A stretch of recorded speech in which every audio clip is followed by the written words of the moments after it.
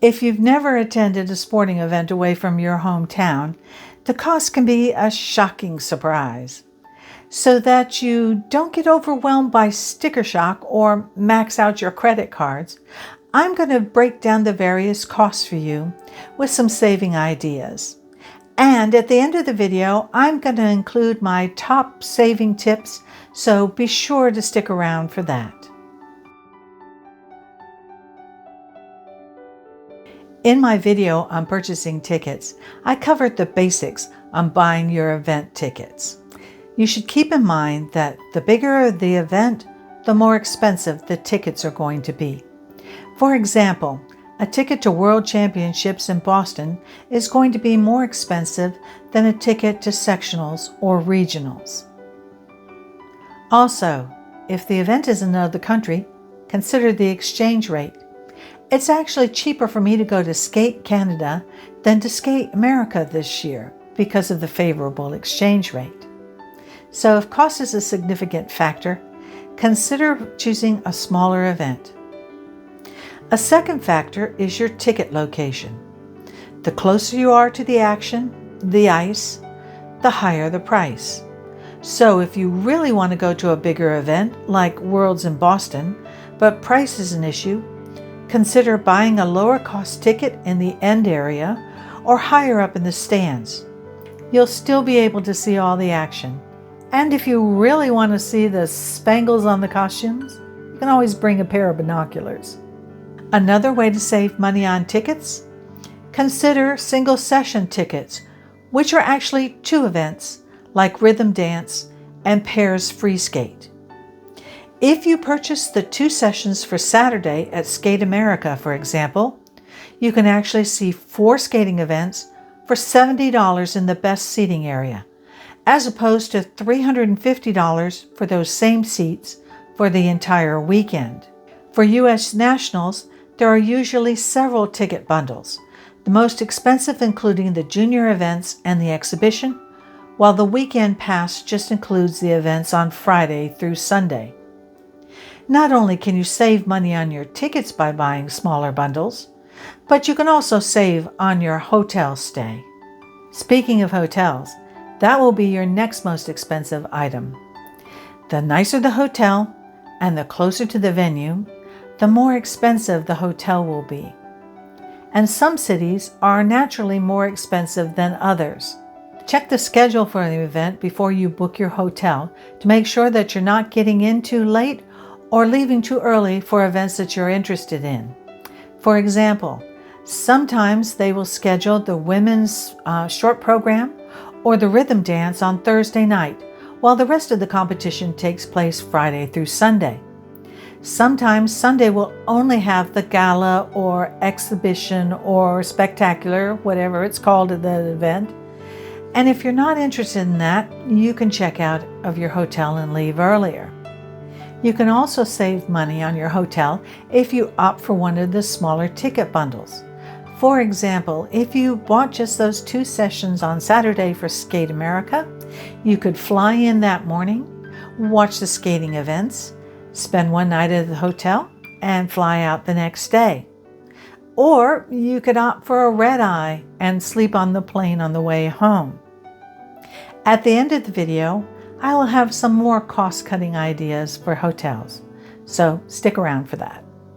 Airfare is probably your next big cost item, so start shopping early for flights. I recommend Google Flights to compare your options, and you can even set up a price tracker to let you know as the price changes. Even if you already have a frequent flyer account, I recommend starting with Google Flights so that you know what your cost basis is. Also, check out what the refund policy is for your ticket before you purchase it. Life happens, and you don't want to have wasted your money. After all, no one expected the COVID pandemic, and I was glad for my ticket voucher when Worlds in Montreal was canceled in 2020. I will have additional tips on ways to save money on flights later on. Car rental is another factor to keep in mind. It can be expensive, And if the car is just going to sit in the hotel parking lot for 3 days at $30 a day, it might not be worth it. If your hotel has a shuttle or rideshare is available, or you plan on using mass transit, you might not need a rental car. However, if you plan on doing any sightseeing outside of the general area, keep that in mind. Also, if you do plan on renting a car, be sure to book it in advance so that you have a car waiting for you and you don't have to wait in line. When I went to Nationals in North Carolina, it was close enough to me that I opted for the 4-hour drive rather than flying over, and the hotel had free parking. When I went to Toronto, I'd already decided that I wanted to see Niagara Falls, which was just over an hour away, and the hotel had free parking, so I opted on a rental car. But for the most part, I rely on rideshare and mass transit, and that has worked pretty well for me. However, your safety should always be your top priority. When I attended Nationals in San Jose, I opted to take the mass transit. The bus stop was right across from the hotel and ended up a block away from the stadium, and the trip was $2 each way. However, on Saturday night, the event ended a little around 11 o'clock at night.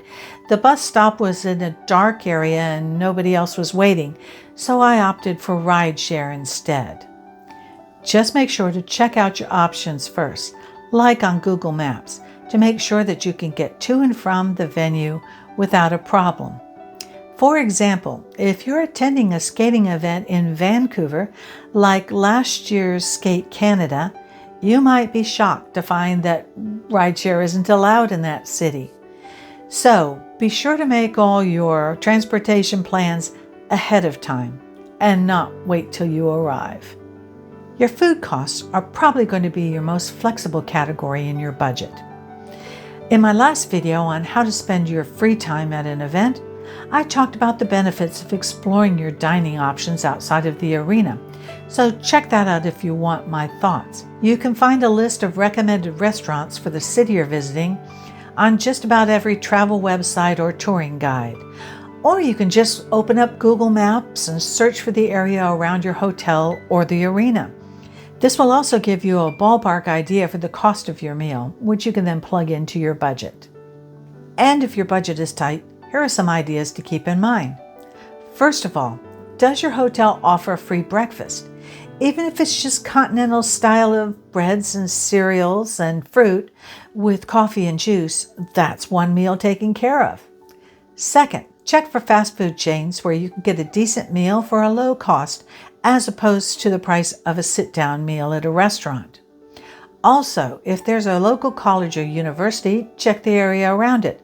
Students are always in need of low-cost and filling food. And finally, you can save on the high-priced drinks at the arena by bringing a refillable water bottle. You might have to empty it before you enter security, but after that you can refill it and water is free.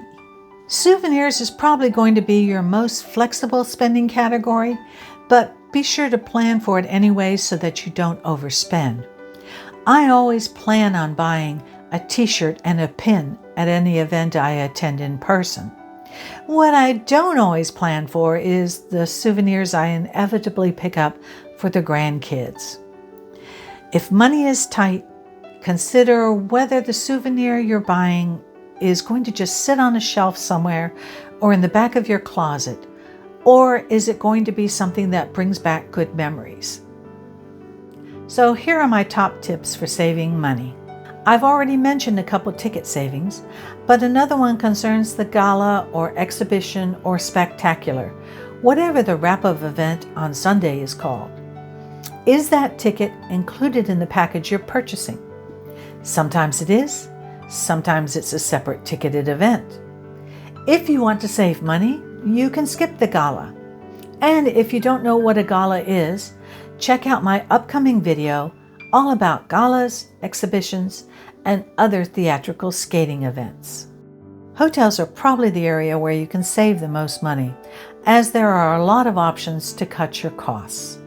Check to see if the event has any discount hotel links.